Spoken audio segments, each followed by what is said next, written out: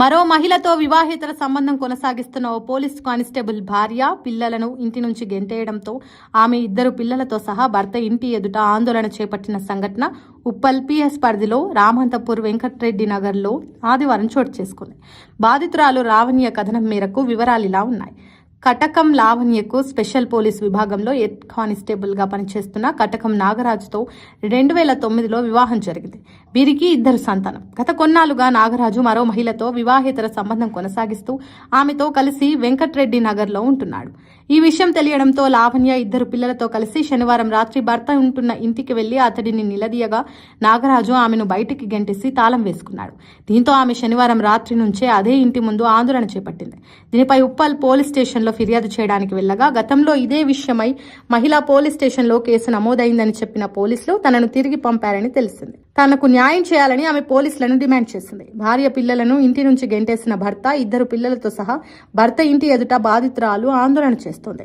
లావణ్య, నా భర్త పేరు కె నాగరాజు. ఫస్ట్ బెటాలియన్ లో విధులు నిర్వర్తిస్తున్నారు. యూసఫ్గూడ బెటాలియన్. నాకు 2009లో పెళ్లి జరిగింది. అక్టోబర్ 29. ఇప్పుడు పెళ్ళైన కాంచి బానే ఉన్నాం సార్. 4 సంవత్సరాల నుంచి వేరే మహిళలతో అక్రమ సంబంధం పెట్టుకొని 6 నెలలకు సంవత్సరానికి ఒక్కొక్క మహిళలతో వేరే అక్రమ సంబంధం పెట్టుకొని నన్ను నా పిల్లల్ని హింసిస్తున్నాడు సార్. నేను రెడ్ హ్యాండెడ్ ఉన్నాయి సార్.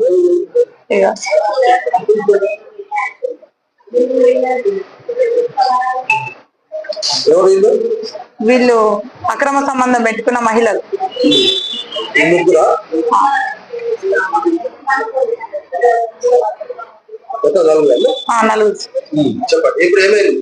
ఇప్పుడు గత 6-7 నెలల నుంచి బాగా హింసిస్తున్నాడు సార్. డ్యూటీకి కూడా పోవట్లేడు.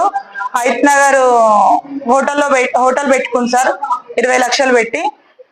ఏం చేసుకుంటావో చేసుకో, నేను డ్యూటీకి వెళ్తే నీకు మెయింటెనెన్స్ ఇవ్వాల్సి వస్తుంది, ఏం పిక్కుంటావో పిక్కు అని ఇక వంగ్లర్ గా లాంగ్వేజ్ యూజ్ చేస్తున్నాడు సార్. నేను ఒక పోలీస్ డిపార్ట్మెంట్ నన్ను ఎవరు ఏం చేయలేదు అనే ధీమాతోని నన్ను ఇప్పుడు ఇంట్లోకి రానివ్వట్లేదు.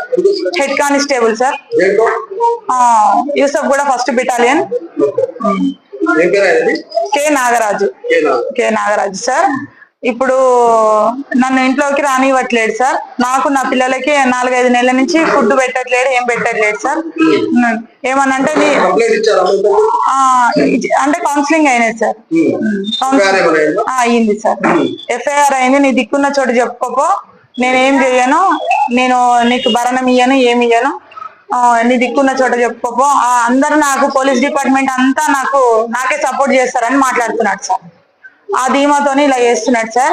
నన్ను నా పిల్లల్ని రోడ్డు మీద నిలబెట్టిండు. ఇంటికి వేరే తాళం వేసుకొని పోయిండు. ఇంట్లో నా బంగారము, పిల్లల సర్టిఫికేట్లు, ఆధార్ కార్డులు, బర్త్ సర్టిఫికేట్లు ఏది నాకు సంబంధించిన వినియోగించుకొని కనీస అవసరాలు కూడా అన్ని తీసుకొని వెళ్ళిపోయింది సార్.